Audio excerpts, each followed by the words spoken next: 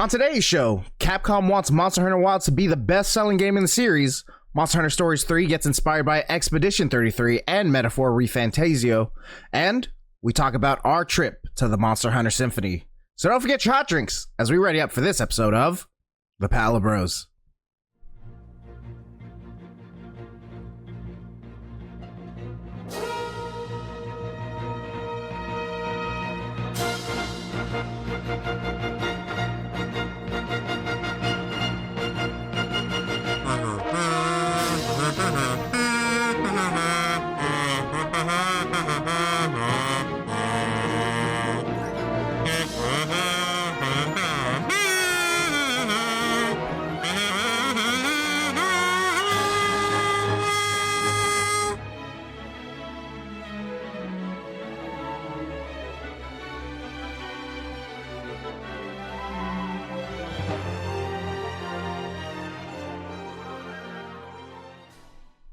Fucking nailed that intro. Kidding me? It's not a single mistake.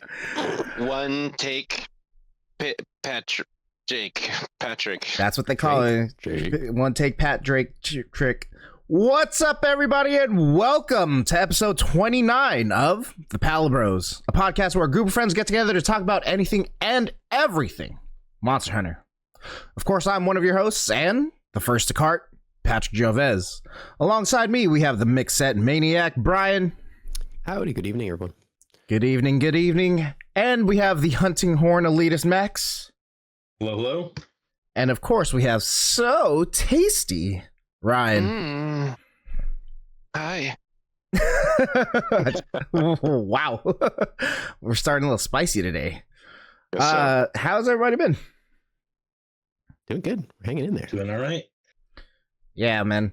So, unfortunately, if you guys have been keeping up with our episodes, the past two have kind of been just a shit show. I think I was coming off of a pretty bad sickness with, the Monster Hunter Stories Part 2 playthrough. Wasn't the highest energy, wasn't the best content, but I appreciate you if you listened to that one.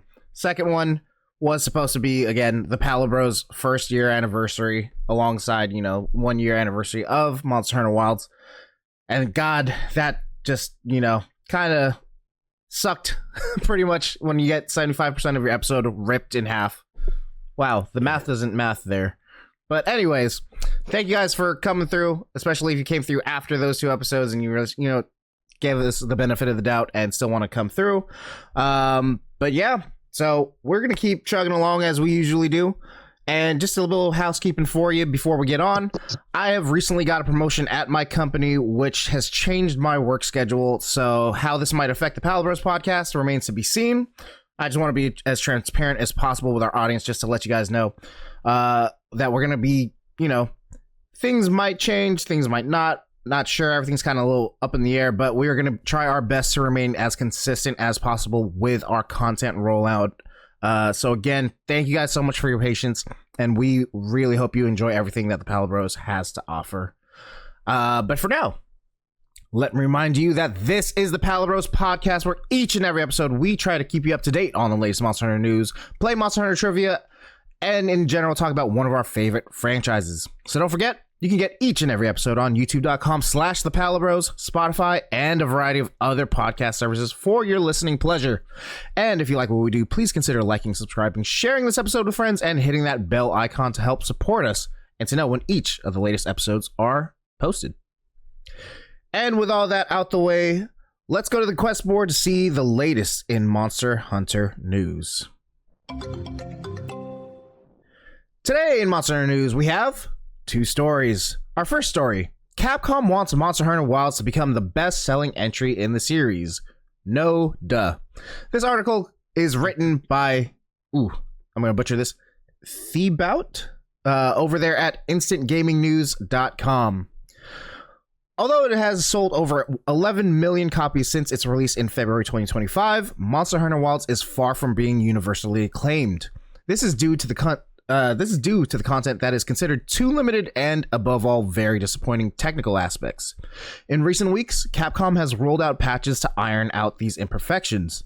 The publisher intends to continue along this path and plans to make Monster Hunter Wilds the best installment in the franchise. This is what the company stated in its latest financial report. Quote, in addition to enhancing satisfaction among existing users by resolving technical challenges the game has faced, we will also focus on attracting new users through pricing strategies. Through these initiatives, we aim to exceed past series entries' sales performance over the medium to long term. The technical expertise gained from addressing increasing program complexity and performance challenges in Monster Hunter Wilds will be applied to future title development, end quote. For now, Monster Hunter World, with over 29 million sales, including its addition with the Iceborne expansion, is the most popular installment in the series. Max. Yes. Will we see Monster Hunter Wilds dethrone the ever popular Monster Hunter Worlds? I'm not sure that we will. I was looking through the sales numbers for like Monster Hunter Rise, and it's Monster Hunter Rise did not do as well.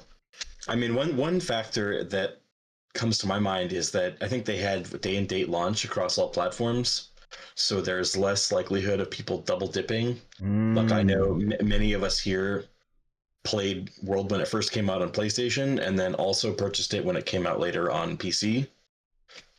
I don't know how significant how significant the population of people that are doing that would be, but that might be one reason why some people are not buying it as much. And also, I mean, I'm not sure as of the dates around when these sales figures were taken, but as of now, I think Wilds has the maximum discount that it's been on is like 45% ish. I don't think it's hit quite the same steep discounts at this point that World has. So it's possible that, you know, there are people that are waiting for that even bigger discount, or that are waiting for the expansion. It's hard to say. Yeah, that totally makes sense. Funny enough, I think I read the headline of an article, or at its lowest point in Monster Hunter Wilds, I think someone was selling it for $3. I don't know if that was like like a huge retailer thing or just like a random mom and pop shop, but I remember seeing that headline and just being like, what's going on here? Well, if you think about, because it hasn't dipped that low yet, it begs the question, can it be more profitable? Because that, at the end of the day, is definitely a key component. If 60% of Monster Hunter World sales came from like ultra Steam sales where it was like $3, then it's not super profitable in that regard. Not to say that's 30 million is anything to scoff at, but I think Max is onto something as far as like there could be a decent contingent of people waiting for it to hit that part of its life cycle, which all games eventually do. It's just, if you're the developer and you're trying to measure success, like, the profit is definitely is going to be a big factor, not just sales numbers. And that's also doubly true, considering I think we mentioned on one of our earlier episodes that Wilds is the fastest selling Monster Hunter game in the franchise, so the sales were very front loaded. Yeah, that's definitely a good point. They definitely shot themselves in the foot with the performance stuff, obviously. Like it seemed like it had a high potential, but a year later we're looking at it and it's the reviews speak for themselves about how the fans feel, and people who are not hardcore fans or potentially new fans are looking at this stuff, Right. Yeah. That makes me think kind of the point that came to mind was of first impressions are always extremely valuable. And we have even some people we know that were they tried the game and they just were like, this is unacceptable. I don't want to, I can't play it this way. And they waited. And they did eventually get on it with these updates. But imagine how many people tried it and then bounced off and then never looked back. That hurts. And it is a bummer that they kind of launched with so many technical problems, because things could be very different now if they waited a little bit to make the game a little bit better, but it's hard to say. I think we'll find out a lot too with this DLC expansion. And is it going to be the same situation? Are we going to see this expansion and a slew of new technical problems arise when they have new mechanics and monsters and areas? So we can only hope that they learn from their experience so far. Yeah, I mean, this kind of story kind of just makes me think of several different questions. One, just like at face value, do I think Monster Hunter Wilds will take over, the throne as best-selling game for Capcom over Monster Hunter Worlds? I mean, it was definitely on track to, right? It seemed like it blew up. Release weekend? It made record sales. It was 8 million in the first weekend, right? That's almost half of what World ended up selling, like the base game of World ended up selling before they started counting Iceborne expansion. So it was about 22 million base game, and then with Iceborne expansion is 29 million overall. And so yeah, I definitely think it had, part of me was like, yeah, I definitely think it was on track to. Now, given, hindsight, we saw technical issues, game difficulty not being up to snuff, performance, I guess that's technical issues, but content, the slow rollout of content, and just so many different things that could have made that number. Word of mouth is a huge thing also, so everyone's hearing that Monster Hunter Wilds was great, but it's not hard enough, or people can't run the game and stuff like that. So yeah, that I've definitely read stories here and there where people are like, yeah, I don't think I'm gonna try this one out just because they're having so many issues right now. I'll wait for a sale, or I'll wait for it to get fixed and stuff like that. So that's one of my thoughts. Another one is in terms of gaming landscape. Back in 2018, did 2018's gaming landscape differ so much so that Monster Hunter Worlds had a time to shine more than Monster Hunter Wilds? And I think about it, and I'm thinking of game of the year for 2018. What did we have? Right, we had God of War, Red Dead Redemption 2, Marvel Spider-Man, Celeste, Assassin's Creed Odyssey. So we did have they had so many great games to go up against as well. So maybe that argument doesn't hold as much water. But also, I'm thinking of X Factor here. This is the first time, this is really the first time in the US that, Monster Hunter kind of opened everyone's eyes, really. So, having something quote unquote new could have been, the X Factor for Monster Hunter World. And it came out with great content. The roster was great. It's tough to remember if there's performance issues or not. I mean, it's base PS4 game, ended up coming to PC. So, and yeah, basically being the first of its kind is kind of the first, again, quote unquote, first of its kind. It has that, new freshness that no one really expects. And so, for all the old heads out there, we're we're the four people in the AMC theater screaming our heads off when we heard, Proof of a Hero, and we saw the fours and stuff. We're like, oh, no one knew what the fuck was gonna come. But ask people nowadays, they're like, oh yeah, Monster Hunter World. It's always Monster Hunter World, kind of like the Final Fantasy 7 of the series. So this kind of, I guess, article kind of just makes me think of several different things, and I would love if Monster Hunter Wilds does gangbuster numbers, ends up dethroning Monster Hunter World. Of course, they'll have that kind of year-long kind of stain to it if anyone ever wants to kind of battle their Monster Hunters. They're like, oh, I started with World, or oh, I started with Wilds, or whatever. But I think at the end of the day, that I think it's kind of all up to G rank now. I think G rank is going to be where it's at. That can really kind of make this thing sing. I mean, that's a tall order, to make. We're sitting at 11 million versus 29 million. So forgive my math, that's about 18 million more units. So you expect G rank has to do fucking crazy shit, right, in order to sell more than the base game already. But I think they're in good standing for making that happen. I just don't think the possibility of that happening is high. So, I mean, it remains to be seen. I agree with you, Pat, that it's seemingly unlikely. But to me, the most interesting part about this article was them basically, I hate to say the word committing, but like they're heavily alluding to the fact that, and this is my impression of it, that they might change their content strategy away from what they have been doing. And that is pretty intriguing, honestly, because in previous titles you get kind of one title update and then they move on to the next Monster Hunter, but it seems like they're insinuating that there might be 2 or 3 title updates, which would be a huge break from their kind of structure. But I don't know how else to interpret them saying that, like, we want to make up for the sales numbers by supporting this game as much as we possibly can in the long term. So to me, that's the most intriguing part of this, is like the implication that Wilds might be around longer than we think, and that could be a good thing.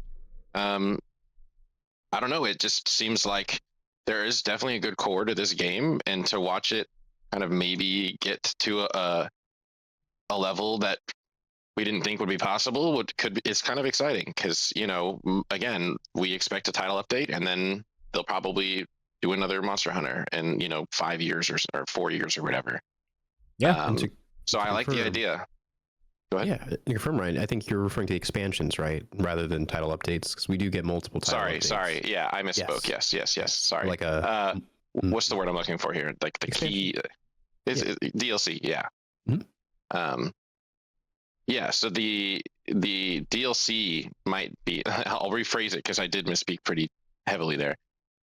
I think they're implying that there will be 2 or 3 DLC pushes instead of just one, potentially. Like expansive DLCs. Yeah. Gotcha. Like Iceborne, like Rise. I think we could get multiple, and it kind of fits within the theme a little bit. Like the whole thing is like very nature oriented, so that you don't really need to stretch your mind very. We've already talked about this on previous episodes. Like, oh, what could like the expansion be? And we kind of came up with all these different like biomes that they could explore, and then you also get the possibility of pretty easily folding in previous monsters if you go to some of these biomes. So, I think that's kind of the backloaded. They kind of buried the lead there a little bit. That they're like that the developers are saying, we promise to fix this, and we expect our promise to net us the sales that we think that this game deserves. That's how I interpreted that. I mean, that very well could be the case. I mean, if anyone is, if any company is like the type to iterate on the same game over and over and over again to the point where it's like, okay, we get the point. I think it would be Capcom, right? We're going to have Super, Ultra, Omega, Alpha Monster Hunter, EX, Hadouken Edition. So, I didn't even think of that possibility, but that could very well be the case, and that excites me to see how much water they can squeeze from the stone. Because I think Monster Hunter Wilds does have good bones, but if you change the formula around a little bit, then I think we kind of played around with the idea in previous episodes of like, maybe add back the Generations Ultimate kind of like super arts for each weapon, or something along those lines where it kind of changes the base gameplay. I mean, it's definitely something that they can do, so I think that's a really interesting idea. I just want to say, man, the cynic in me thinks that like every company out there wants their latest product to be the best selling product that they've made.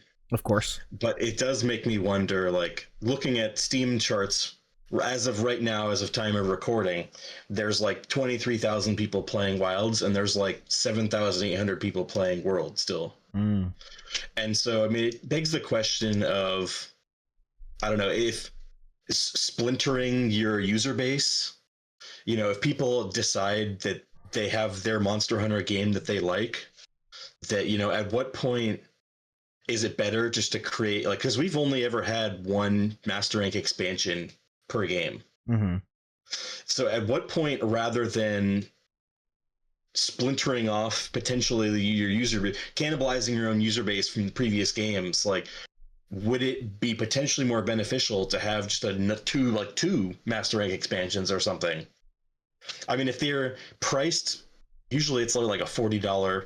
It's not like a cheap microtransaction level of thing that we're talking about. So I mean, I'm curious that if they've decided that they're sticking with Wilds, that, and they feel like they have a solid enough player base that maybe it's more beneficial to try and cultivate that single player base rather than, splitting off and making a new game where, some of that player base might choose to stay behind in Wild, just like people have chosen to stay behind in World.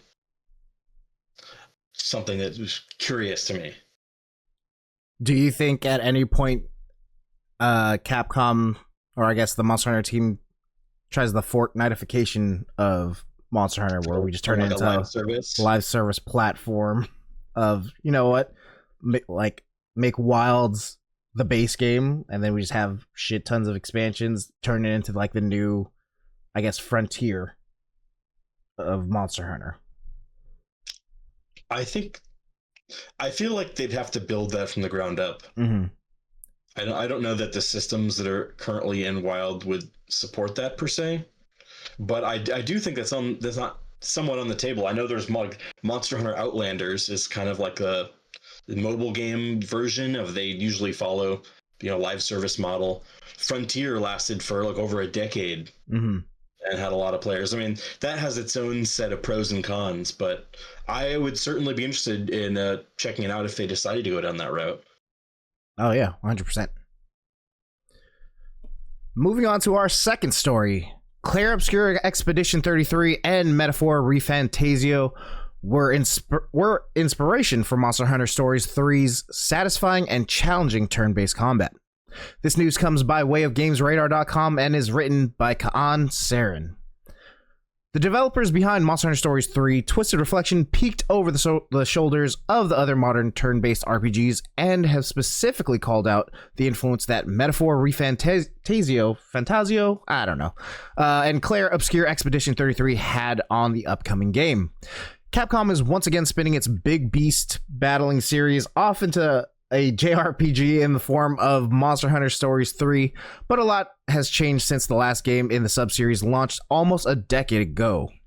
So, speaking to Automaton, lead designer Daisuke Wakahara says the team studied the, quote, high-profile, end quote, turn-based RPGs of recent years, quote, that incorporate unique ideas, such as Metaphor ReFantazio and Claire Obscure Expedition 33, end quote. You can see some of that inspiration surface in Monster Hunter Stories 3's new demo insofar as you can now squash low-level enemies in the field without getting sucked into a turn-based fight, as was the case in Metaphor ReFantazio. But the duo, which recently bundled together on Steam, also had a wider impact on the Capcom's game. Quote, we feel there's a clear preference towards games that let players progress smoothly and quickly, without leveling feeling like a chore. The idea that players should receive some kind of reward for specific actions they take some kind of reward for specific actions they take has become quite refined across the industry, and we made a point of incorporating that approach ourselves. End quote. He adds, before noting that the team still, quote, refused to compromise on making the battles satisfying and challenging, end quote. The Monster Hunter Stories team were supposedly aware that, quote, making things convenient and making them easy are two different things, end quote. So combat won't be streamlined or artificially simplified, quote, just to speed up the pace, end quote. In fact, in some ways, it sounds like the opposite happened, as game director Kenji Oguro says, quote, the most exciting moment in the game is when you win by the skin of your teeth, end quote. And those are the kind of moments the developers aimed for. We'll see how it shakes out when Monster Hunter Stories 3 Twisted Reflection launches for PC, PS5, Nintendo Switch 2, and Xbox Series X and S on March 13th, 2026. Just 5, 6. Wait, how was that? 4 days away? Holy crap! Yeah, the end of this week. End of this week, Friday. It's already here. I still have to finish Monster Hunter Stories 1. You have till 9 p.m. Pacific time Thursday. I got a project and all this shit to do. I don't know if I'll get to it. I mean, I love Monster Hunter Stories. Don't get me wrong. I absolutely adore Monster Hunter Stories now that I've gotten into the game. Question for everyone in here. Does this news move the needle at all for you? As in whether or not to buy it? Yeah. Or play it? I mean, you hear Cleric Obscura Expedition 33 and you're like, fuck that, I don't want to play this. Unacceptable. I don't want it anymore. Yeah. I know in my case, I want to play it regardless. Mhm. I think I would consume it in any format if the gameplay went to some sort of action RPG method. But so I wouldn't say it moved the needle for me. I was always going to be part of the target audience regardless. But I'm not sure if anyone else feels differently. I mean, kind of the same boat where I had played some of Monster Hunter Stories 2, and I was interested in this, not specifically because of this news. It was kind of some of the other changes around the game that had really... I mean, I already liked the gameplay from the previous games, and if they're sort of tweaking that a little bit to improve it, then that sounds great to me. But I just would like to... I like the presentation more of 3. Stories 2 kind of has that Nintendo Switch open world kind of vibe where it's a little bare bones. Mm-hmm. But yeah, I've already decided to pick it up. So oh, we got one, Capcom. We got one. What about you, Ryan? I know I showed you a little bit over our kind of vacation. Yeah, I mean, the game definitely speaks to me, and obviously it seems very adjacent to other games that I like. Obviously the article proves that, but admittedly I haven't played Clear Obscura 33 yet. It's sitting on my hard drive, and it's like I've been meaning to boot it up, but I've been on a little bit of a nostalgia kick lately with my gaming, so it's been hard to put down Fire Red and Kingdom Hearts to play pretty undeniably great games. Although I was giving Max a hard time the other day about how he hasn't played The Last of Us Part 1, and I was like, play that right now. Don't worry, Ren. Yeah, so we're baby steps there. I also have Clair Obscura installed, but doesn't mean I'm going to play it tomorrow. So yeah, I don't know. I think that because it's drawing inspirations from games that I haven't played but I'm interested in, I don't know if it moves the needle that much, because it's not like I have firsthand experience with that comparison. But it does kind of like, I don't know. I think you've definitely convinced me to at least to grab the game, and I think I might do what you're doing, is like start from 1. Even though I'm same with Max, I'm more drawn to the art style and story of the new one from the trailers. So and not to jump to the main topic or anything, but it was pretty interesting hearing about it at the concert as well. Or I won't spoil it. Yeah. So, but yes, yeah, it was everything about that weekend that we were down there was definitely like begging me to play it for sure. Yeah, definitely. I mean, like I said, I didn't believe until I actually booted up the game, or I guess the series. Monster Hunter Stories 1, I absolutely love, especially with the jank. It reminds me of Monster Hunter of old. Monster Hunter Stories 3, I've actually been putting a lot more time into my Nintendo Switch demo version than I have on my PC, just because I'm more mobile. I'm at work a lot more, so I'm not able to like sit at my desk. If I'm at my desk at home, I should be studying or something like that. So I'm absolutely loving Monster Hunter Stories 3. Everything is leading to make this Monster Hunter Stories game the best in the spin-off series, like hands down. Presentation is through the roof for this game. You compare it to like Pokemon, Pokemon, the biggest IP in the world, and you see how the battle system is set up, and you're like, why the hell are we still playing Pokemon this way? I'm seeing crazy ass shit from Monster Hunter that we would never see in like the game, just because Capcom has that pedigree of making supers super cool looking. The story this time around is very much more you know, appealing to a more mature audience.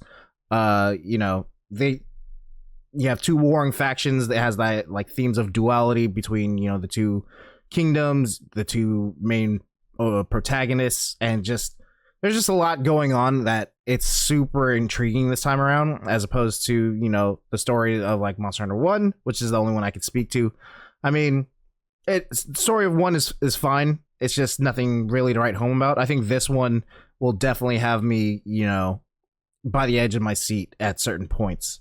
Again, combat and gameplay, the gameplay mechanics in these games are just amazing. If you love your turn-based RPGs, if you love Fire Emblem, you know, check this out. And then now you have the article telling you that, you know, they pulled inspiration from two of the best RPGs in the past 2 years, Clair Obscur Expedition 33 and Metaphor ReFantasio. So, you know, if you're still kind of on the wall about it, the demo is available right now, and you are able to get it on Nintendo Switch and PC, as well as PS5 and stuff, and your saves transfer over. There's a level cap of 10 for each of your monsters and yourself, but, you know, you can still do other things like raising like your environment grade for, you know, the types of monsters that you get, and you can get, you know, dual element type monsters based on, you know, how many monsters you catch and release.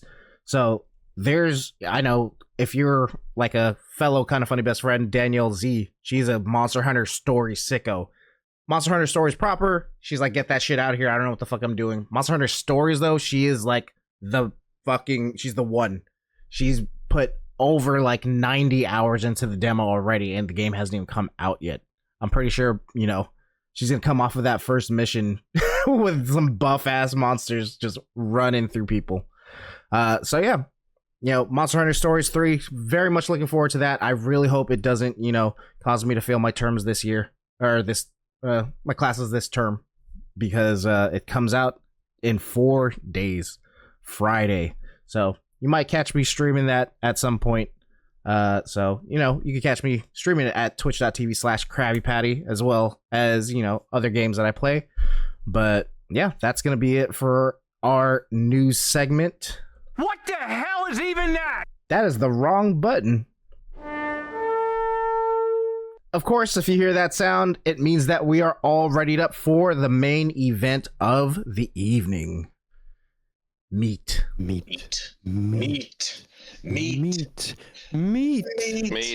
So tasty. Meat.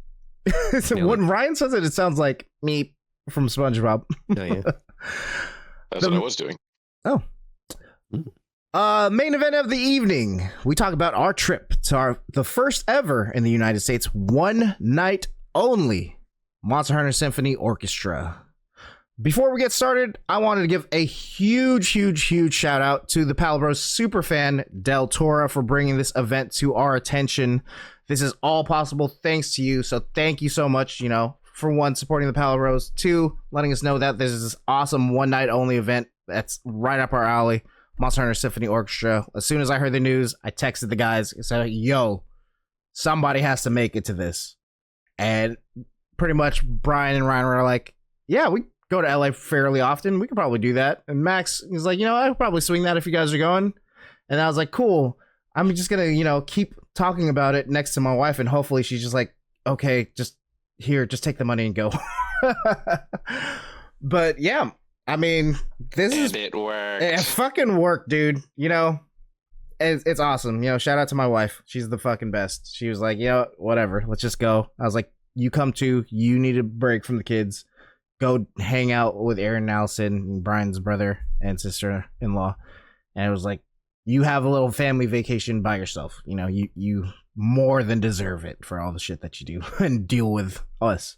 So she ended up taking a fun little, you know, day trip, doing Universal Studio while we're out doing the thing, the symphony. But yeah, this is kind of just our chance to talk about everything that kind of happened.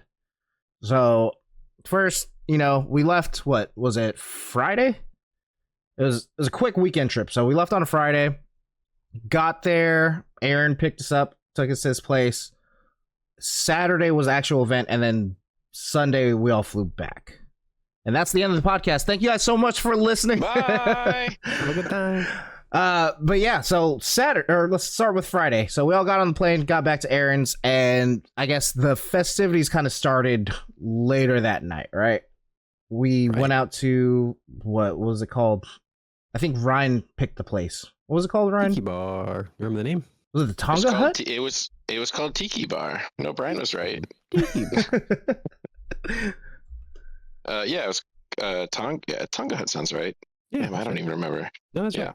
right. Didn't you mention it was some sort of like famous bar? Or, is that right? Yeah, I think 2 years ago I was going down to LA and texted some bartending friends, and one of my buddies is like really popular in that scene, and I was like, all right, what bars should I hit in LA? Expecting tiki bars, and he listed off like about 4 of them, and one of them was like in walking distance to Brian's brother's old apartment.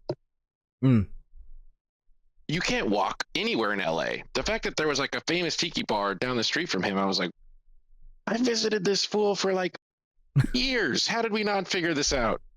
And so this time I was like, oh, well, that could be like a fun place to go back to, since his brother moved and it's no longer walkable. But we were all like, seems like some of the stuff in the text thread was alluding that we wanted to stay within a certain area. And so I was like, all right, well, let's maybe like throw this in the ring and just see how people feel about it. And we had big aspirations to do quite a few things, and then we just hung out at that bar the whole time. I don't know if it's because the drinks were good or we're just enjoying each other's company, or if we're just old and we just ran out of energy. But I think it's a good combination of all three. I mean, every single drink on that menu was a mix of 3 separate rums. So yeah, couple that with my slow ass metabolism, we're just like Yeah, it was tasty though. The only regret was not being able to go to that taco place that we had picked out. Oh my god, but dude, the fucking food that we got that was literally at the front of the tiki bar or whatever it's called, the Tonga Hut. Dude, I gotta put this in post, but Max was in absolute heaven. He was at that golden, level of just drunk enough so that I'm not, throwing up all over the place, but not sober enough to that like this food won't be absolutely orgasmic. What'd you end up getting, Max? I got the quesadilla with carne asada. There is photographic evidence out there of me ascending to a higher plane of existence eating a quesadilla. It was oh man, it was beautiful. I have a picture that I'm gonna put up in post. You're gonna see it. I call it the proud dad moment, because the man served him and he's just sitting there just with the biggest smile on his face, admiring it.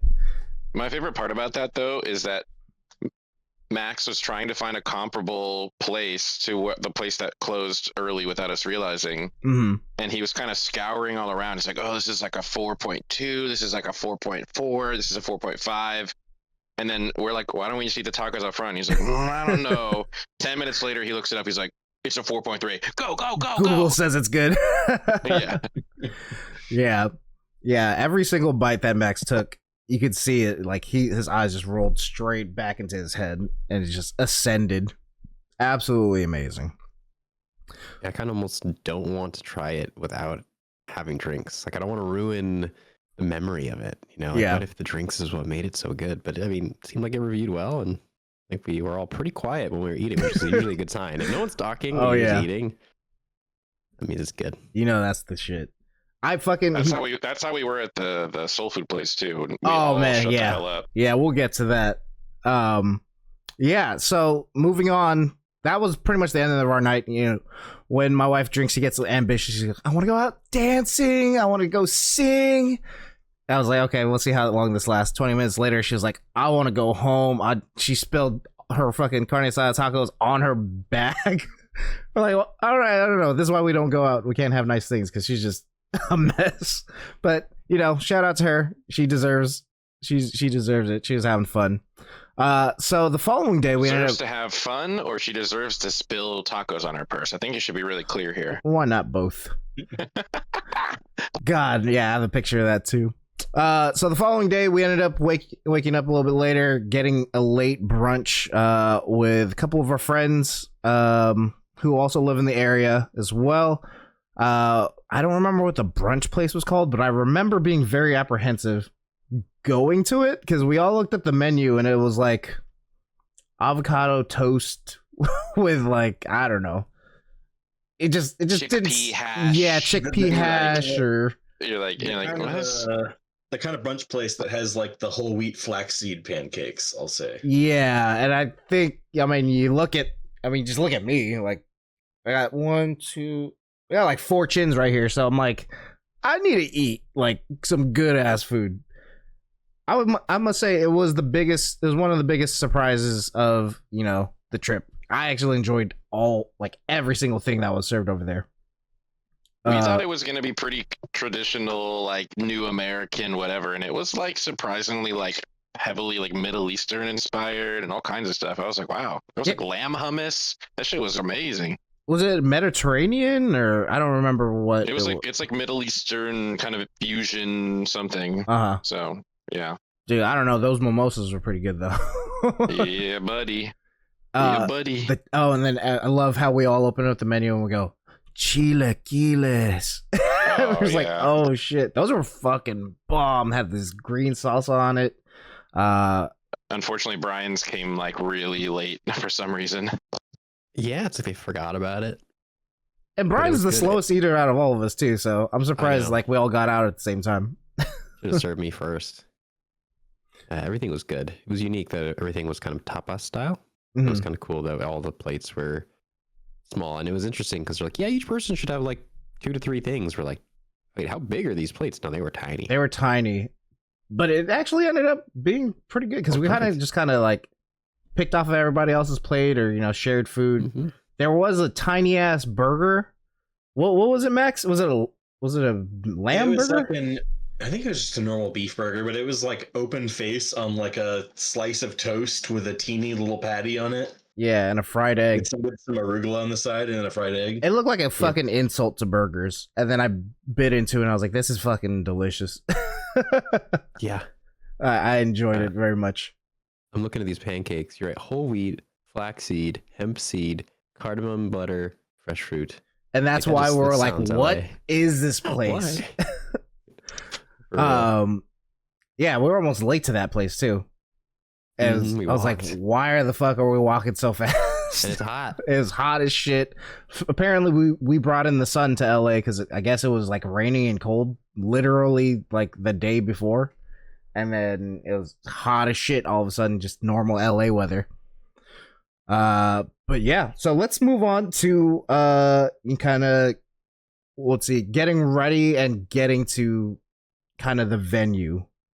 So I believe everyone else after brunch kind of decided to go to like Universal or like go back. I think Brian, or was it Matt? No, it was Ryan. You went to like a mummy museum? I saw the mummies. I thought it was, well, I'd never been here before, but at USC there is like a free like children's museum or like museum like science center thing, and you only have to pay for like the special like exhibits that rotate in. And it was really cool. I thought that was like such a cool amenity to have. You like live in LA, and like if you're like if you have a family and you got like kids and stuff, like they would probably want to go there every weekend. It was like definitely one of those places. I'm sure your kids would have loved it, Pat.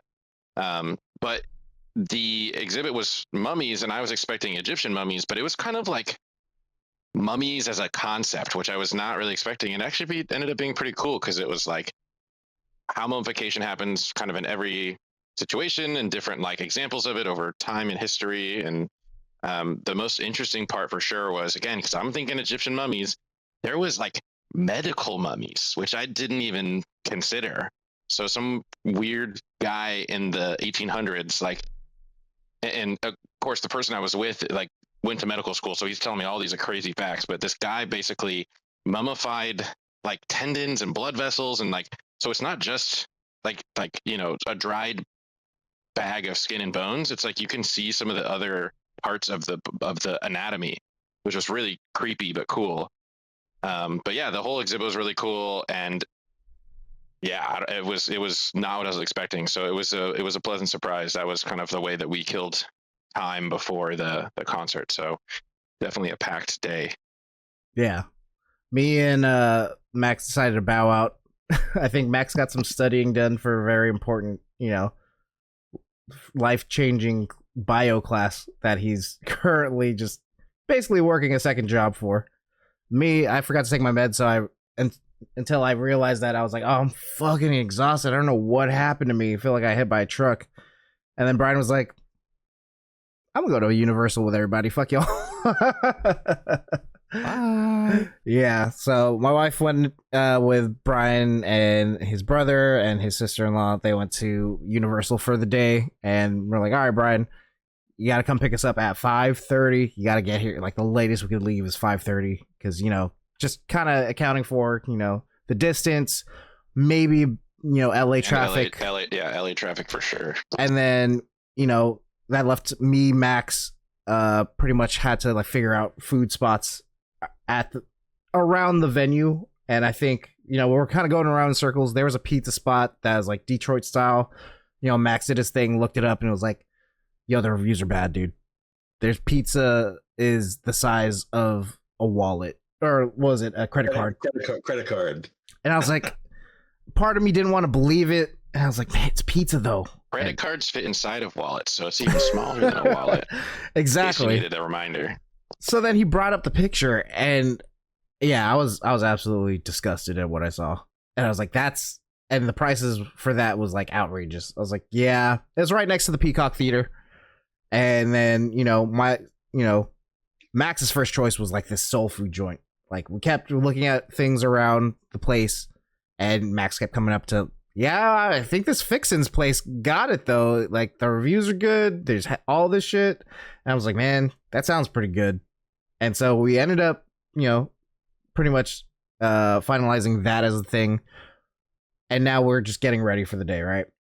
I kind of was like, all right, I'm gonna dress up nice for this. I've been to other symphonies before, and I was like, I don't know, I feel underdressed to the Symphony of the Goddess one, the Legend of Zelda one. I was just wearing a Zelda t-shirt. People were at Davies Symphony Hall with like tuxes and shit, so I didn't want to make that mistake again. So I ended up making like a whole outfit for this thing. I kind of, my inspiration was the Arkveld, so I kind of wore like a grayish kind of like dinner coat with purple floral, like a dark purple floral undershirt, black black jeans, and then dress shoes. So I kind of pulled off the fit pretty well. Yeah, lots and lots of chains. Lots of chains, some gags. So that was kind of my outfit for the day. I know everyone didn't take it that as far as I did, but I was like, you know what, I'm fucking dressing up for this. Everyone else looked really good though. And then so we get to the car. I was getting kind of nervous because I was like, it's already 5:30. Where the fuck is Brian at? And like, no word. Finally, it was like 5:31. Brian gets through the door. We're like, let's go now. We start driving. We're like, oh, okay, cool. Ryan said he's on his way to the venue. We're all gonna meet up at Fixin's, and Ryan ends up getting there earlier. He's like, cool. I'll put in a name for us. And seemingly, we were like, okay, we're gonna get here all at the same time-ish. Just put in a name for us. 6:15 was the estimate. Yeah, and basically what ensued was LA traffic, and that delayed us back from what it was going to be 6:15 to basically 6:30, right? And Ryan, would you like to take the reins from here of how how I guess how well you handled all of that? For you three and anyone listening, if you can, I don't know if this reference is going to stick for any one of you three, but you guys remember the scene from New Girl where like Winston is like trying to hold down a communal table? Yep, that giant long table. He's like licking the bread and like throwing his jacket on stuff, and he's like scooting over and he's like that's mine, that's my chair right there, that's my chair. That's what it felt like. Yeah. So I get it's like 6:00. I get a text from Patrick saying, hey, our original ETA was 6:30, but looks like my phone is saying we're gonna get there 6:15. So I tell my friends that I'm with, I'm like, yeah, well, just drop me off. It's looks like we're all gonna get there at the same time. I might be there a couple minutes early, but you can just drop me off now instead of 6:30. We can just try to all get there at 6:15. They're like, cool. They drop me off. I put my name in. I get a text from Patrick because the host was like, It was busy already at like 6. And the host and the security / maitre d person, they were working in like perfect tandem. Dude, these people were buttoned up and they were extremely clear about communication, which I appreciated very much. They were like, how many people? Okay, you got people coming. All right, stand over here. All right, wait over here. All right, go talk to the host. All right, how many people? Like, are they here yet? They're not here? Okay, where are they? Okay, you want to sit at the bar? Open seating. No? Okay, put your name in the thing. 20 minutes. Perfect. Okay, stand over there. No, not over there. Over there. So I'm like getting directed and like ushered all around like the area of the restaurant. And I was like, should I wait outside? They're like, if you're going to wait inside, you got to go stand in that corner. You're in timeout. They didn't say that, but it felt like kind of timeout. I'm getting anxious hearing this again. So I'm thinking like, all right, it's like 6:25. I'm checking the Find My Location thing. And I get a text from Pat saying like, hey, like, we're about to pull up to the garage. Just letting you know. And so right as that happens, the maitre d security guy walks up to me. He's like, hey, are you still interested in sitting at the bar, or like can we take your name off the off the list? What do you want to do? And I'm like, oh, my friends just said that they're parking right now. I'm sure they're like just a couple minutes away. This is like, again, 6:25, 6:28. You know, prime dinner rush hours, a huge event happening right next door. Yeah, a hockey game just let out, and there's like a bunch of people lining up outside this restaurant. And Brian, I guess the garage that he found was full. Brian, I'm sure you have more detail.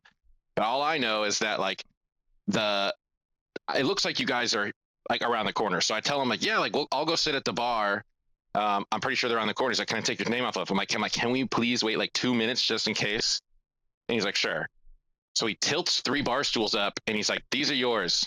Like, when your friends come in, like just wave them over. Like 3 minutes later, like 6:30 or whatever, 2 ladies undo the chairs. There are chairs that are not tilted up, but they untilt 2 of the 4 of the 3 chairs. And they just start sitting down, and I'm sitting there like, excuse me, like, those are mine. So I'm freaking out because I'm just like, dude, like, this is open seating, like, it's first come first serve. I don't know where the guys are. It says that they're around the corner. I haven't heard anything in a second. Like, let me just try to, explain to these women what's going on. And as I'm like fumbling, the security maitre d guy walks over and he's like, sorry, ladies, these are reserved. And he looks at me, he goes, my dude, don't shoot yourself in the foot. I told you these are yours. And I was like, well, I know it's first come, first serve. I just wanted you guys to, figure out what you wanted to do. I figured if you sent them over. He's like, no, these are yours. And I was like, okay. He's like, where are your friends at? I was like, I don't know. And he's like, call them. This is the equivalent of like being left at the checkout aisle by your folks. Yeah. So you're 8, and your mom's like, I forgot the watermelon, and you like sprint back, and just, like, yeah, she's like buying like a bunch of produce, and you're standing there as a child, yeah, basically. So I call you guys. It's loud as shit. I literally can't even hear you. I text you. I literally texted you like, Brian, you need to drop them off, because keep in mind, it is now like 6:35 or so, and so I've been holding it down for like 20-ish minutes trying to like not lose our spot and or like not confuse the people who are trying to seat me. And I was like, you need to drop them off on the corner while you go find parking on your own. And you did do that. And I saw the location that you guys were coming. And then the guy came over to me. He's like, hey man, they're not here. I got to take these seats away from you. You're welcome to sit at the bar, but I can't hold them for you anymore. And I was like, okay. I was like, my name's still on the thing, right? And he's like, yes, you're still in line for your table. 5 more minutes go by and I get a text from them like saying like, hey, your table's ready. If you don't reply in 1 minute, you lose your spot. And I'm like, fuck. And so I was trying to wait 49 seconds before I walked over to the host stand so that like oh my God, I could buy time. And then right as I walk over to the host stand, you guys walk in the door and I was like, oh, thank fucking God. I've never seen you more distraught. Just mascara running down your face, like, oh my God, like you Brian finally had Superman come and help you. He just had to go on the mummy once, because that's all the time he had. To be fair, Yeah, go ahead. Brian, it wasn't Brian's fault. None of this was his fault. His LA fucking traffic. I blame LA. Yeah. I mean, That's true. you'd even like sent a picture earlier, like, look how many on Google, like, look how many parking structures there are right around the venue, and you're like, parking is going to be no problem, and it's like, It was like hockey 25. game. the traffic getting there wasn't even crazy bad. Yeah. It was just as soon as we got close to the venue, it was so congested that even like just trying to find access to the parking and like what is open, what's full.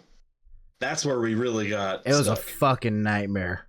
Mhm. As soon as we Basically, got Taking close. a lift. Huh? Yeah. I'm glad Maybe that would have worked. Oh yeah. Yeah. getting out would have sucked. That would have fucking sucked.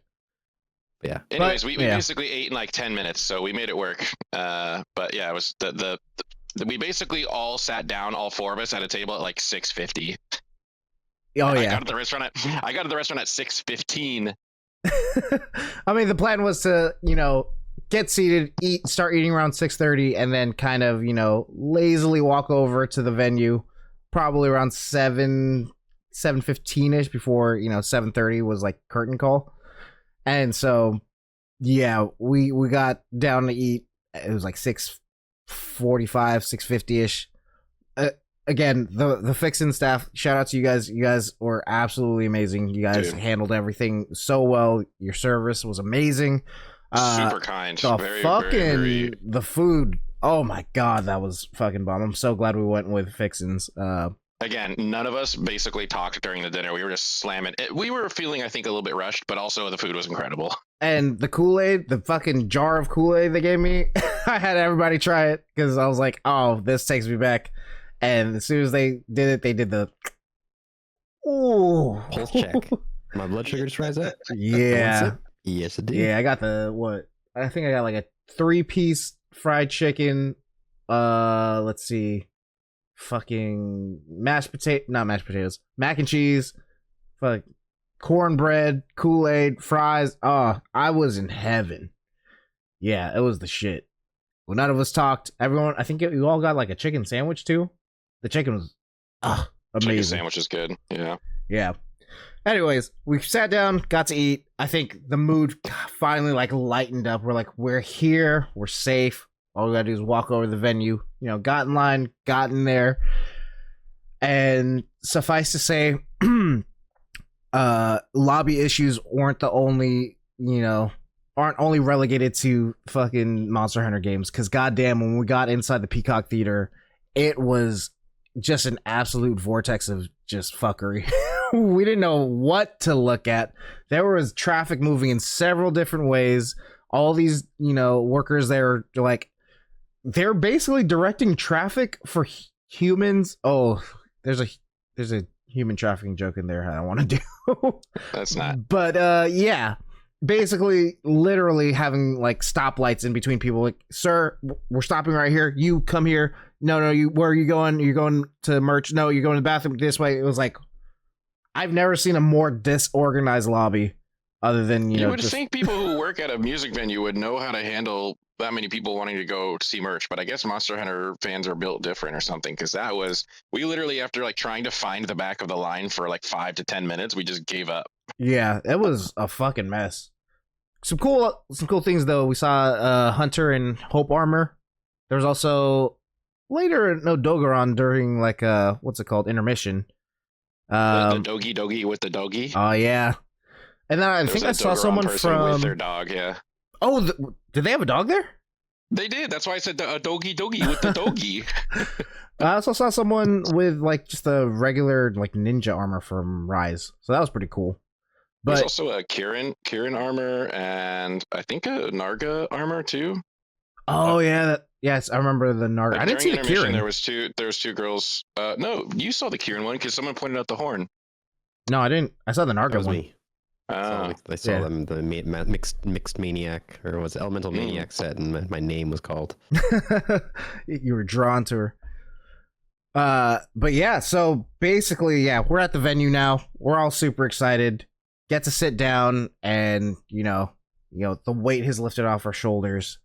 I guess kind of leading up to the whole thing was what is going to be played tonight. what's the set list like? Because one, it is the 1 year anniversary of Monster Hunter Wilds, so is it going to be all Monster Hunter Wild stuff? Which I don't know about you guys, but that would have been a huge letdown, even though I love, Monster Hunter Wilds, especially, the main theme. But, we have such an appreciation for all of Monster Hunter that, I think leading up to this, I kind of cut a quick little video. I could probably post it up here. But, Brian, you said one of the, songs that you wanted to see the most was Poke Village. You took my answer. I think Max, you wanted to see or listen to Legiacris, the Legiacris theme. Ryan wasn't in the car with us, but I'm sure he would have said something, like I leaned over to Brian at one point because it was like me and Brian are sitting next to each other, and it was Max and Pat. I leaned over to Brian at some point. I was like, I must hear Arkveld. The new the new Arkveld like theme is just so like it was already good, but like with the operatic singing and like everything was just even better. So I was like they have to play it. Yeah, and so it was a nice surprise to know that it wasn't all Wilds themed. I believe they started off with Wilds, right? That was the main theme. And then, also another thing going into it was like, all right, guys, when do they play it? When do they play Proof of a Hero? And so, it was either like, okay, they play it at the beginning, or they play it at the end, Wild's theme opened it up. So we're like, okay, cool. We're safe. We get to end this shit all together with a big bang, kind of like, how we kind of envisioned it. But there was a huge surprise that I don't know if anyone's kind of thought about. What do you remember, Brian? Let's see. I mean, there was a surprise for the encore. Then there was also, seeing something. He's talking about the early one. The special guest. Oh, not even the music. Our special guest star. Yeah. Yes. Yeah, we were very happy and to see that we were greeted by the one, the only, the main series producer, Ryozo Tsujimoto-san. We were like losing our mind. We're like, what the? That's him. Dude. That's the Happy Hunting guy. What the hell? Dude, the lid off of the Peacock Theater like blew up. We freaked the fuck out because, they brought this really charming MC guy out. Everyone was like, oh, he's just going to be, the MC for the evening, just kind of walk us through. He goes, oh, yeah, and we're going to bring out our special guest, Ryozo Tsujimoto. And, dude, you hear a pin drop right before it just erupted into a frenzy. We're like, holy crap. And what was nice was they brought him out, multiple times. Like, he was not shy about, like, talking to the audience about Monster Hunter or the themes that were, like, in the set list. And so it was just a fucking awesome surprise that he was actually there. And one thing that I picked up from their banter was I didn't realize the Peacock Theater was the choice of venue because it was that's where they unveiled Wilds. And that's that was the whole choice of why the Peacock Theater. They're doing this whole thing one night only. I would have thought they would have chose like somewhere in New York for some reason. I don't know. It just seems more likely. But yeah, after finding out that fact, I was like, wow, that's how lucky for us. Like, it would have been cool if they did it at Davis Symphony Hall because it was closer. But the fact that, we could make a day trip out of this whole thing kind of worked out.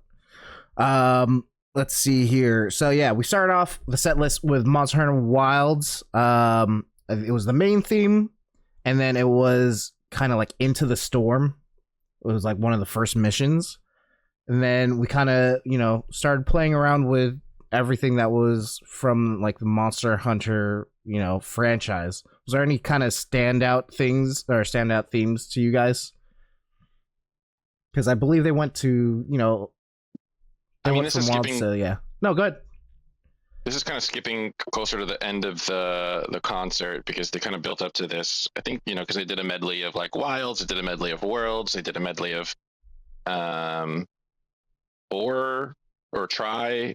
So they did a little bit of everything.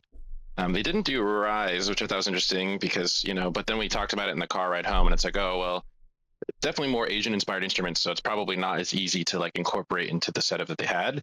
But definitely the favorite song for me was when they played Bagel Juice's theme song. And it was so interesting to experience in person because everyone in like that was probably the second or it was probably the third biggest cheer of the night, behind the secret, guest. Yeah. And I was like, wow, like I didn't, even though Basil Geese is not considered like this penultimate monster in like the universe or even necessarily the fans, but I just thought it was so great that the fans appreciated the music of it like so much that they were like, everyone was so goddamn hyped when they said that like that's the theme that's about to be played. Like that's how iconic that track is. It's kind of like a hidden gem, right? Like you don't really necessarily think about it when you think Monster Hunter. You're like, oh, what are some cool ass monsters? And then you're like, oh yeah, Fatalis or whatever, right? And then you're like, throw out Basil Geese, and then you kind of take a second look and you're like, that is a fucking cool ass monster. And he was like, okay, we're gonna play the theme. And you're like, holy shit, this theme fucking rocks, dude. It kind of has like a Flight of the Valkyries kind of, like sound to it. And yeah, it's just you remember exactly what it sounds like. And yeah, Basil Geese theme, I gotta put respect on it. Like that is a really good one. What about you, Max? Was there any kind of standout themes for you? Man, there were a lot. I was particularly pleased that there was so much diversity in the game selection. I think like the cynic in me was thinking like, we just talked about that article earlier. They want Wilds to be the best selling game. The cynic in me was worried that it was just going to be like an all Wild set list, and I wouldn't have necessarily even. I certainly would have still enjoyed it, but I wasn't expecting them to go back to like the Try theme, yeah, or like the airship theme from Generations, or like the Meowitzer's Fire. Like, as far as I'm concerned, like I'm just hanging on to the threads in the hopes that they're gonna port Generations Ultimate to PC or something. Like, to me, this is like, oh my god, they remember it exists. There is hope. Yeah, Generations Ultimate, when they got name dropped, got a pretty decent pop from the crowd. So that was really cool. And yeah, I'm right there with you. We're like, please just port Generations Ultimate to PC, because that would be, honestly, I think that game would do fucking amazing on PC with a full retail version. Yeah, Brian. Once again, I echo what Max was saying. I think the diversity was really refreshing and a good sign. I think we would have been bummed out if it was strictly just one game. I think I might be stealing your answer a little bit, Pat, but to see, representation for Monster Hunter Stories, I think was a cool surprise. I think that is another moment where it's like, damn, this is the music for this game? Like, that shit fucking kicks ass. Like, I want to play that. I'm telling you. So that was really cool to see. More portable third stuff. Like I think they showed, was it Amatsu? Which was really neat. I didn't think they'd go back to that. And maybe with portable third, like Rise, had a very Japanese themed kind of or theming to the game. So I'm wondering if there was maybe certain instruments for that theme that weren't too hard to pull off. But I also really liked the blending. I don't think we talked a lot about this, but the blending of visual presentation with the music. So like a lot of these gaming concerts or orchestras, they have projectors where they are usually displaying some form of gameplay or cinematic. Yeah, that ties, either with the song. And it was cool that they took screened images and videos from the different games. Like even if they could just utilize the most high definition assets of a monster from World or Wilds, they still went back and looked at content from Generations, looked at content from Portable Third, and I think we actually did see Rise represented in video form for the Amatsu fight, because I think that area with the wire bugs and stuff they're showing off is only from that game. So that was really cool. And I really like that they told us in advance like what songs were coming, and then they use the screens to display like here's the track list, that's gonna be played. That way we know. Yeah. I love that the whole, whenever we go to these kind of like symphony gaming symphony orchestras and stuff, you get like the video presentation of, you know, popular moments in the game where you would hear that, you know, theme or those music. And, you know, I just really appreciate that, you know, that they did go back to even the older generations of games of like, oh, so here's like stuff from Wilds, here's some stuff from World, and then you'll see like the formatting on the big ass screen of like, oh, this is definitely from a 3DS. You know, when they brought out Legiacris, you know, the first thing they did was bring out, you know, that cutscene of when it's in the water, and you know, everyone from Tri and everyone from Tri has that Legiacris like underwater fighting trauma, so it's perfect. Like you kind of had to show it, and then they kind of like, you know, faded into like more you know, modern settings of Legiacris. So like you would get some GU, you would get definitely the most recent showing of Legiacris, which was, you know, the DLC for Monster Hunter Wild. So yeah, it was great to see just kind of their variety and such, you know, reverence for everything Monster Hunter, kind of to make it to this like one whole symphony.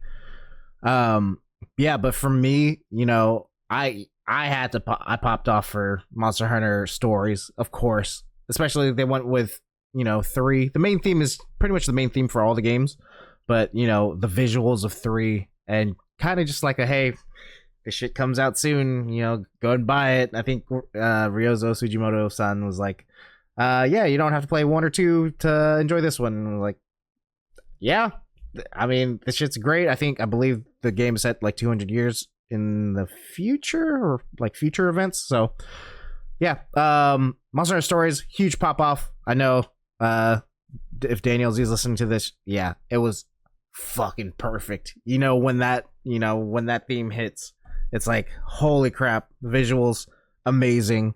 Another one, so they did a pairing of these, and I fucking loved. I think it was the only time in the orchestra where they didn't take a break in between, you know, consecutive songs. So they went in from Legiacris straight into Devil Joe, if I'm remembering correctly.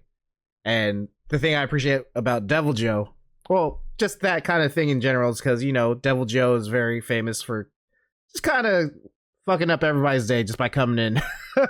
You know, oh, I'm going to do a quick, you know, 4-star Kurapeko fight. All of a sudden, a Devil Joe appears. Like, oh, shit. But yeah, Devil Joe was a huge pop off for me because, you know, I love me some Devil Joe. I very much appreciate that Devil Joe's theme doesn't sound like a heroic theme, kind of like all the other monsters kind of do. It very much sounds like you're getting chased in like a dark alley and you're about to get murdered. You know, yeah, it's like, and it kind of has like some Godzilla vibes to it as well. So take a look. If you're not familiar with Monster Hunter music at all, take a listen, go on YouTube, look up all these themes because they're great. They tell such great stories. Another one, I think the first encore, you know, we didn't know we were getting multiple encores. The first encore, which everyone popped for, was Meowitzer's Fire.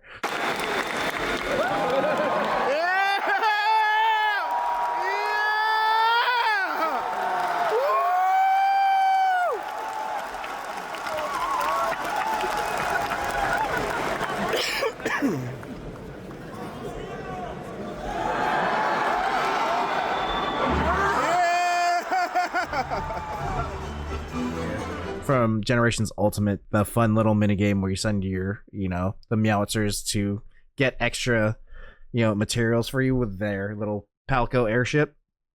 That was awesome.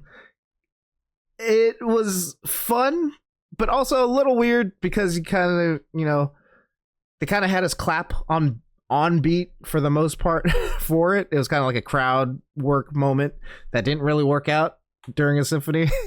It was tough, man. Those poor musicians. Oh yeah, I felt so bad because they had us clapping to the cheery ass tune, and I could hear it go offbeat as soon as we started.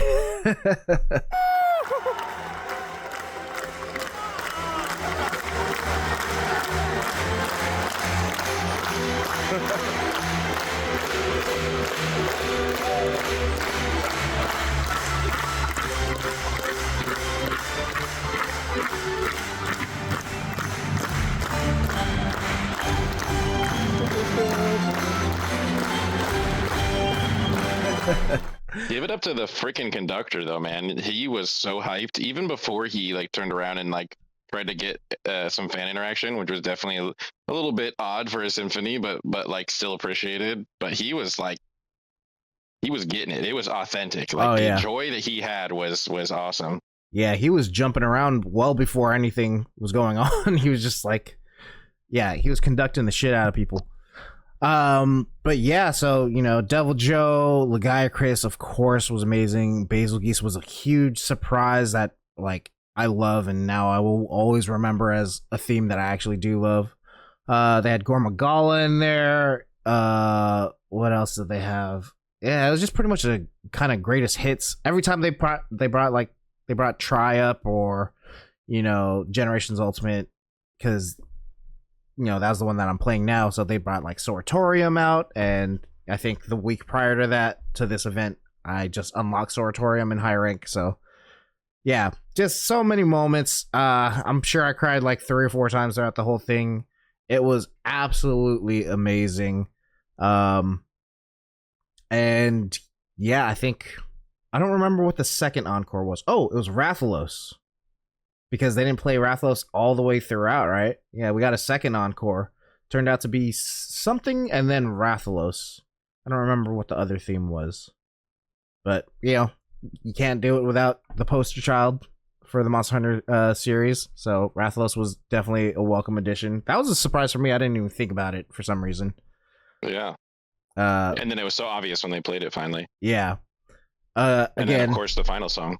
Well, I was gonna say, before that, yeah, when they brought out Arkveld, like, I mean, it made second in our top 10 Monster Hunter rank list for Wilds, but the Arkveld theme is so good, especially Arch-Tempered Arkveld DLC that dropped just recently. So that theme was burning into my head because I tried to solo that thing about 10 times and was successful like once. Monster Hunter Wilds. You'll hear 3 hunting songs from Ray Dow,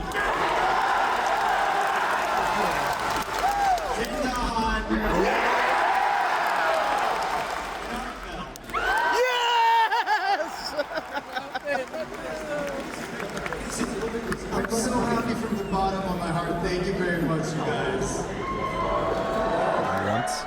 So, you know, hearing that thing live in such a great environment, you know, people hyped up for this whole thing.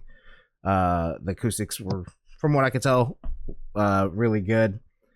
And then, you know, going into the final encore, which, you know, you can't leave a Monster Hunter event without hearing Proof of a Hero. And that's when the crowd just lost their shit, finally.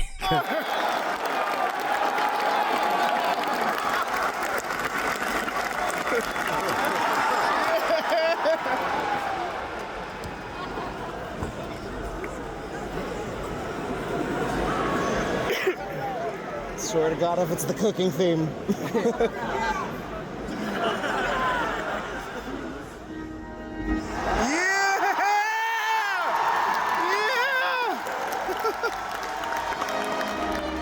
Yeah, I mean, it's Proof of a Hero. Well, like, what else is there to say, you know? Yeah, that was an electric moment. I'll mirror what you said earlier in the sense that it's like, you know, that, and near the beginning, I got a little emotional. I was like, wow, I wasn't expecting that. But I think it was just realizing that we were all in a room together with people that like the same thing that we do. You know, this was just like a weird little game that we all enjoyed from middle school, and to like actually be in a room with, like, I don't know what the capacity is, probably like 5, 6, 7,000 people. Mm-hmm. To be in that room with all these people who were like literally cheering for the Basil Geese theme song, you're like, oh my God, this is so dumb and I love it. Like everyone here is just so nerdy and loves this thing that we've all loved since we were like 12, you know, like how cool. So yeah, Proof of Hero definitely was like the absolute perfect way to end it, and the perfect homage to the series. I mean, it's the main thing you think of when you think of Monster Hunter music. Yeah, definitely. I think a lot of that was accentuated by the fact that this is kind of unusual, at least in my experience. You know, I've been to a number of orchestral performances, or, you know, whenever you go to the theater, I kind of expect to get like a set list or a playbill or something that sort of primes me for what's coming up, and I was really surprised that there wasn't one for this. Mm-hmm. So like going in, we really had no idea what they were going to play. Even the moment when they first started playing and all the musicians were out there, it's like, I don't know what they're going to play. And that kind of left the door open to sort of keep the energy high as they kind of drip fed, the songs out to us until finally leading up to Proof of a Hero. And I don't know, I think maybe it was that excitement was accentuated by the fact that we knew it had to be coming, but we didn't know. But when are you going to give it to us? And we didn't know when it was going to happen. Yeah, 100%. Yeah, that is. I'm so glad we made this trip happen, because it was, well worth all of it. Waking up hella early the next day to catch a flight. It all worked out. Yeah, go ahead. I do have a thought that I'm curious about your guys' answer. As we were sitting there, I think there was a couple times we all grumbled to each other, and there were a couple times that we all kind of like thought in the car, like, oh man, that was so funny, or that was so awesome.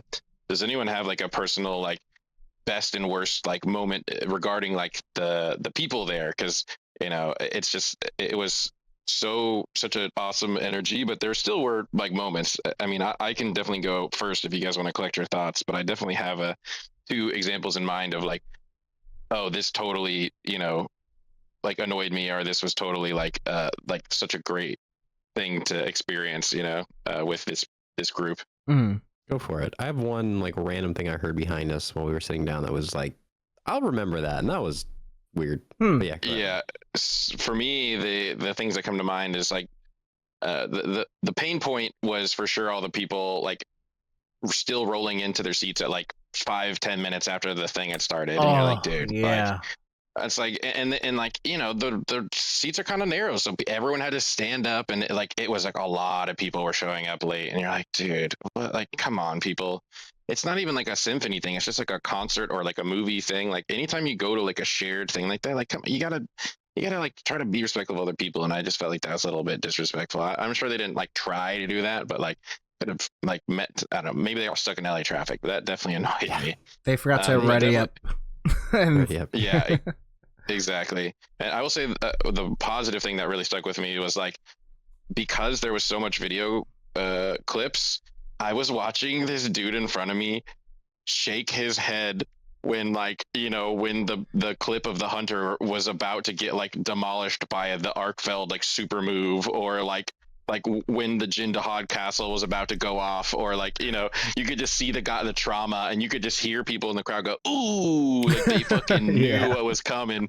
And I just loved that experience of like being in a room where literally every single person around us knew the experience. Yeah, they get it exactly. So that was probably my favorite thing, was just the watching people literally sit there and like go, oh, why didn't he guard, why didn't he dodge roll, why didn't he block, like heal.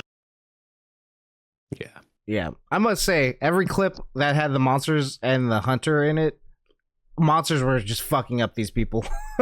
Yeah, it was a showcase for them. Yeah. And I would have been, well, there was one weapon that kind of survived it. It was very much the switch axe. He got like the claw shot thing and like fucked him up. Everyone else destroyed. I don't even think they showed a hunting horn, except for like maybe a weapons trailer part. Yeah. Weapons trailer. Yeah. Yeah, one thing that I remember just hearing, and I think I might have told someone in the group here about it, I was like, that's such a hot take. It's like such a terrible take.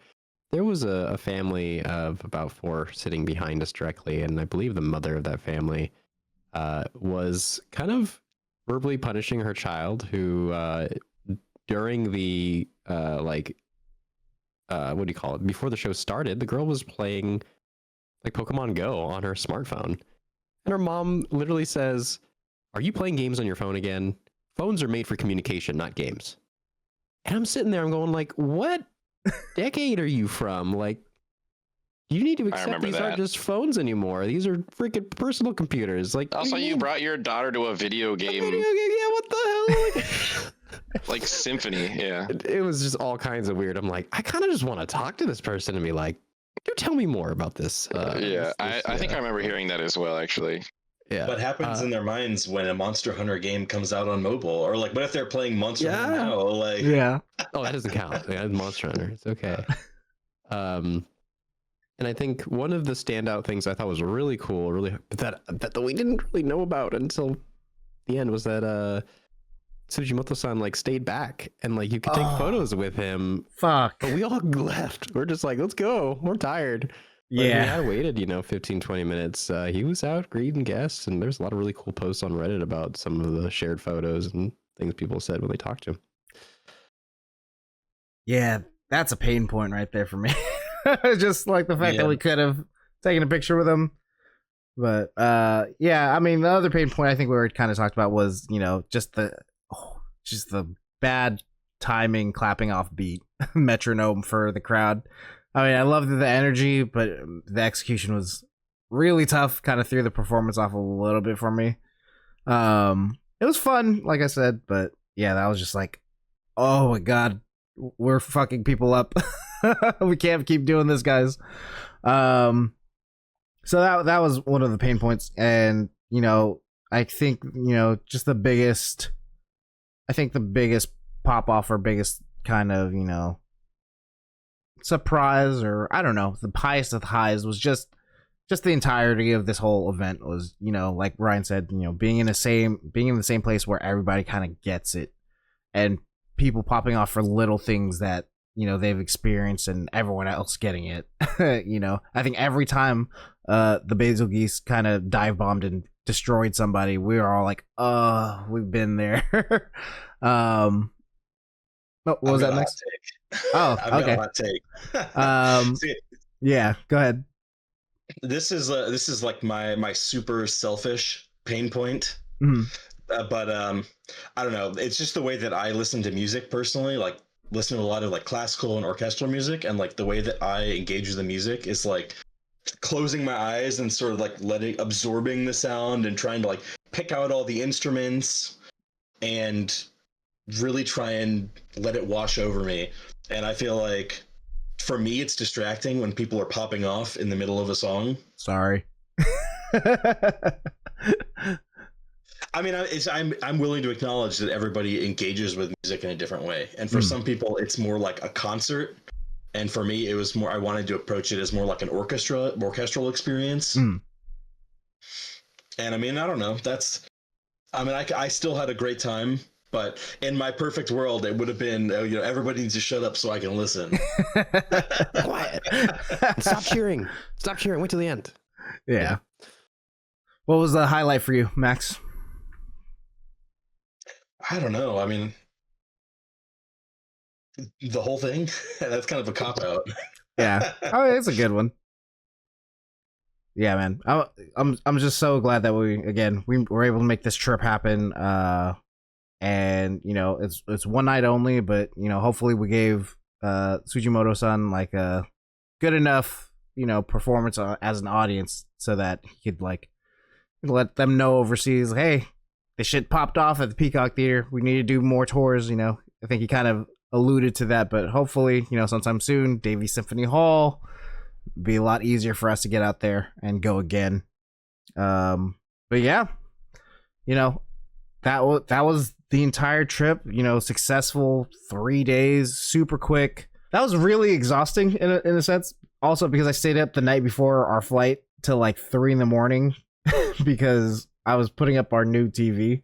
So I was just extra tired throughout that trip, but it all worked out in the end. The ups and downs, the food was fucking amazing. Of course, getting to see you guys and hang out in real life this is like the first time in how long, right?